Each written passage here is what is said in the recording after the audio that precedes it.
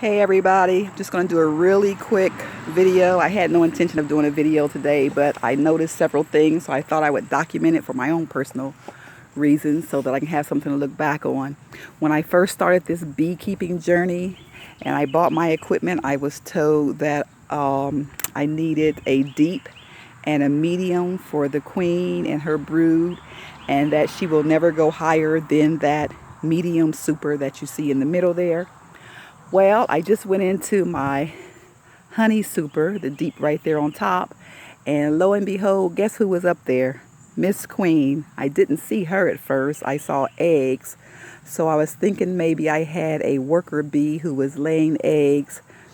And just as I was about to put the frame back in, Miss Queen Amira ran across my fingertips saying, "Hey, here I am."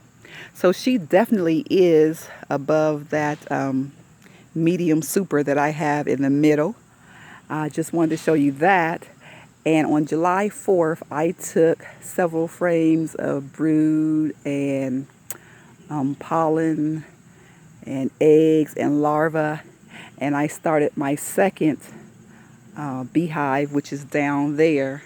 Now I'm going to give you an update about what's going on down there in just a second. So let's go ahead and go down here to Queen Simone's hive. So what I did with the second one, like I said, I took, I need to stop walking and trying to film because this ground is so uneven. Okay, so I took 3 frames from Queen Amira and put it here in Queen Simone.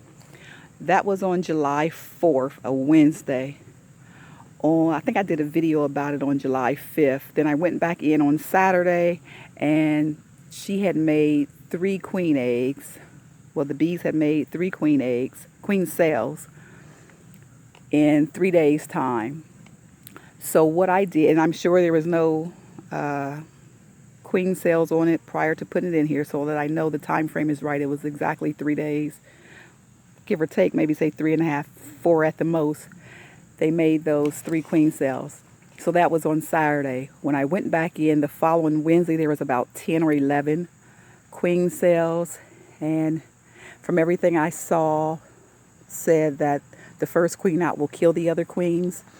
So I thought, yeah, I don't know what I'm doing, but if she's going to kill them anyway, what's the difference if I kill 1 or 2 as opposed to the first queen out killing those other 9 or 10 queen cells. So what I did is I took a queen cell and I put it in the little teeny box on the end, which really holds 5 frames, a little wooden box there. It holds 5 frames, and I put a divider in it, and I put 2 frames on one side with 1 queen cell and 2 frames on the other side with the divider. So today is July, what is the day? July 25th, 26th maybe. And I just went in and I have a queen on one side of the wooden nook box on the end, the one that's not painted. I had a queen in there and I had several queen cells that were eaten out on the other side. So what I did today is I put the 2 frames from the right side, looking at it, 2 frames from there into this box here in the middle. And I went ahead and took the other 2 frames that didn't have a queen in it yet, and I put those with it, and I went on and made the bigger box right there in the middle. There was also another queen cell in there that had not hatched yet, and so I took that and put it back into this original nook box, and I just kind of stuck it up on the side because they had put a lot of wax on the side of this box. And I'm going to go in it in a minute to show you, but I just want to tell you before I start, because I'm not going to be able to hold this camera and do it. And I see bees are still going back and forth in there because I found a jar. It kind of looks like a medicine, a pill bottle, but it had 3 or 4 little slits at the bottom. And so I put the egg in there and I put a little wax on top of it. And that's how this other queen in the middle hatched out as well. I put her in that jar, and when I came out today, the other bees had freed her and removed some of the wax from the jar, and she was down on the frames. So I'm trying it again, But this time I'm gonna do it a little bit different. I'm not gonna put a frame of brood or anything in there. I have 3 empty frames here. I'm just gonna put those 3 empty frames in here. And I'm gonna tell you why I'm not putting a brood, because I'm not trying to build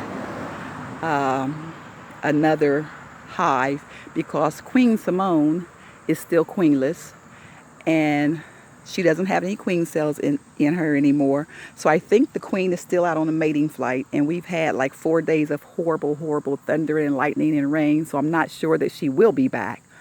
And so I've ordered a queen which will be shipped out on Monday, and that queen will go into Queen Simone's box. So if this little experiment here in this wooden nook box work and I get a queen, then I'm going to be forced to split Queen Amira up at the top again, because she's growing by leaps and bounds and she has more than enough to make it through the winter at this point. So it's a gamble, but I'm going to see how it works, and I'm going to see what happens when this queen in this jar that I'm going to show you, and I don't have my smoker, I just put everything out. Actually, I'm going to go up here and get my spray bottle before I open it back up. I'm going to pause you for just a minute. Okay, so you can see there's still quite a few bees still flying around here, because I really disrupt their their way of living by taking away their original hive.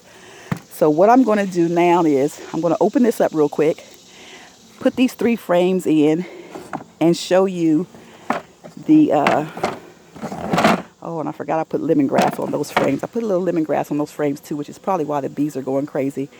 But I'm going to show you the jar that I have the queen in and what I just took the other queen out of. So I'm not going to be doing any talking. I'm going to try to do this really quick so that I don't get ate up by the bees, because I'm suited up with a jacket and a hood, but I have one hand out of the glove because my camera wasn't working very well with the gloved hand. So you see the bees are still going back into that hive even though there's no frames in it. And so you see that jar right there on the side, that is what I have the queen in. I'm going to try to get in there close to show you. It's like a pill bottle. I'm not sure what exactly was in it. I can't remember it this time. But she's in there, and anybody who knows me knows I love doing experiments.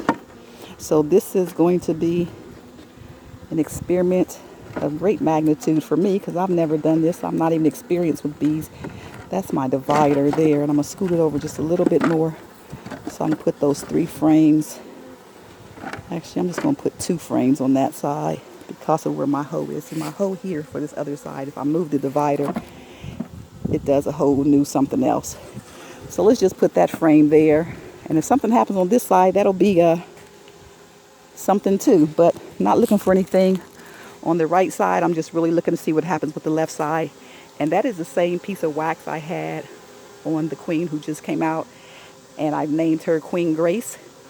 But that is the same piece of wax. I just reshaped it and reformed it. And I'm going to let them eat through that again and get that other queen out when she's ready. And so that's all. I just wanted to show you that.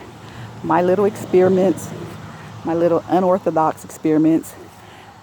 But you learn by doing. So I am learning, and so I'm doing. And if it doesn't work, it doesn't work. It won't be a great loss, because like I said, I have another queen coming for Amir, and I really don't need this queen that I'm experimenting right here, with which I'm experimenting with, I should say. But if she survives, then I'm going to be forced to make another split and then double up and quadruple up on the feeding so that it builds up strong enough for the winter. This box here, my dear hubby made for me, and it was his first attempt at making hives, and I think it came out fairly well. It is plywood. Some of it is some other kind of wood, I don't know. But according to everything he's researched, that if you paint it up really good, it should make it through the winter, several winters actually, but we'll see. So that too is also an experiment.